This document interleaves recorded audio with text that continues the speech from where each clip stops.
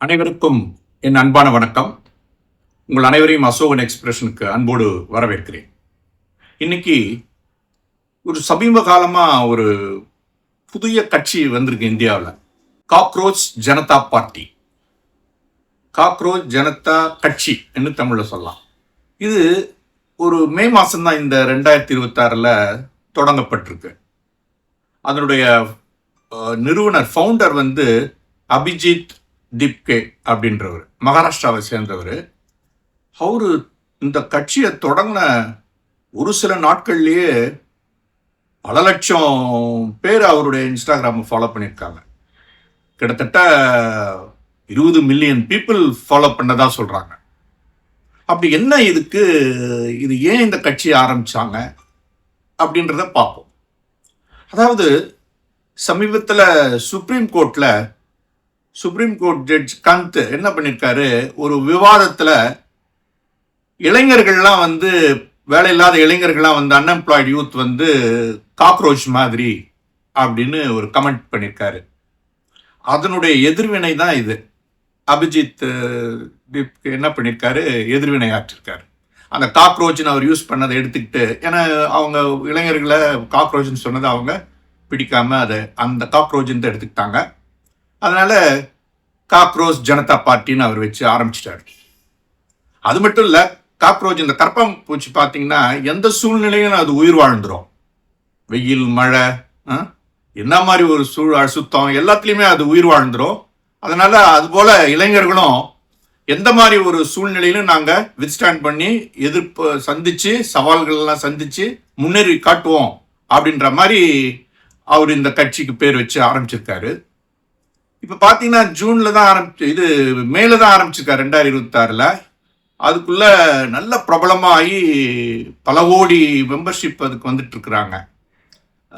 அதனால இப்போ அதை பார்த்தீங்கன்னா இளைஞர்கள் மத்தியில் பெரிய எழுச்சியை உண்டாக்கியிருக்கு. பிரபல இவங்க எழுத்தாளர்கள், பல நடிகர்கள் எல்லாரும் இதை சப்போர்ட் பண்ணுறாங்க. அரசியல்வாதிகளும் இதுக்கு சப்போர்ட் பண்ணுறாங்க. ஆக்சுவலாக இந்த அபிஜித் அவர் முதல்ல ஆம் ஆத்மி பார்ட்டியில் இருந்திருக்காரு கொஞ்ச நாளில். அதுக்கப்புறம் யூஎஸில் போய் படிச்சுட்டு ஜேர்னலிசம் படிச்சுட்டு இருக்கும்போது தான் இது பிரச்சனைலாம் ஆயிருக்கு. இது மாதிரிலாம் பிரச்சனை ஆகி அவர் இந்த பேரெலாம் வச்சு இப்படிலாம் பண்ணிட்டு இருக்காங்க. இந்த பார்ட்டியோட முக்கிய என்ன அவங்களுடைய கொள்கை அப்படின்னு பார்த்தோம்னா, அவர்கள் அன்எம்ப்ளாய்டு, அதாவது வேலையில்லா பட்டதாரிகளுடைய, வேலையில்லாத இளைஞர்களுடைய வாய்ஸ், அவருடைய குரலாக இருக்கணும். அதே போல பள்ளி வேலைவாய்ப்பில் அவர்களுக்கு முக்கியத்துவம் கொடுத்து அவர்களுக்கு பயனுள்ளவர்களாக மாற்ற வேண்டும். மற்றும் பள்ளித்துறை, இந்த எக்ஸாமினேஷன் தேர்வுத்துறையில் நடக்கிற ஊழல்கள், அதில் நடக்கிற முறைகேடுகளை எதிர்த்து குரல் கொடுப்பது. இப்படி இந்த மாதிரி இதுதான் அவங்களுடைய முக்கிய கொள்கையாக இதில் வச்சிருக்காங்க. இப்படி இருக்கச்ச இப்போ என்ன ஆச்சுன்னா, ஜூன் 6ஆம் தேதி, இந்த ஜூன் 6, 2026 அப்போ அபிஜித் அவர் அமெரிக்காலேருந்து வந்தார். ஜந்தர் மந்தர் டெல்லியில் பெரிய போராட்டம், பெரிய ப்ரொட்டஸ்ட் நடந்தது. அதில் இந்த மாதிரி கல்விக் கொள்கை எல்லாம் மாற்றணும், அதில் நடக்கிற முறைகேடுகளை மாற்றணும். அதே மாதிரி இந்த கல்வித்துறை அமைச்சர், மத்திய அமைச்சர், அவர் ரிசைன் பண்ணோம். அப்படிலாம் இந்த கொஷின் பேப்பர்லாம் லீக் ஆகுறதுனால அவர் ரிசைன் பண்ணோம் அப்படின்ற மாதிரிலாம் அவங்க எதிர்ப்பு குரல் கொடுத்தாங்க. இதுக்கு பெரிய பெரிய அரசியல் தலைவர்கள், உத்தரப்பிரதேச சேர்ந்தவங்க, வங்காளத்தை சேர்ந்தவங்கலாம் இதுக்கு சப்போர்ட் பண்ணியிருக்காங்க. ஆனால் இதில் முக்கியமான இது என்னன்னா, இது அடுத்த கட்டத்துக்கு போகுமா, அரசியல் கட்சியாக மாறுமா அப்படின்னா நம்ம சொல்ல முடியாது.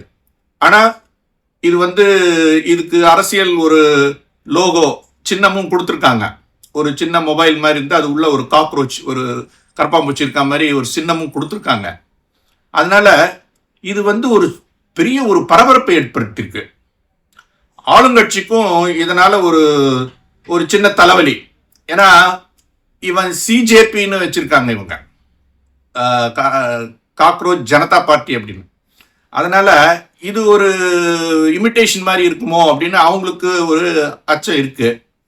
அதனால அவங்களும் ஏதோ ஒரு சில இவங்களுக்கு மேல ஆக்ஷன்லாம் எடுத்ததா சொல்றாங்க. இவங்களும் அபிஜித் பார்ட்டில இருந்து எங்க மேல ரொம்ப இது மிரட்டல்கள்லாம் வருது, எங்க இதை முடக்க பார்க்குறாங்க, சமூக வலைதளத்தை முடக்க பார்க்குறாங்க அப்படிலாம் சொல்றாங்க.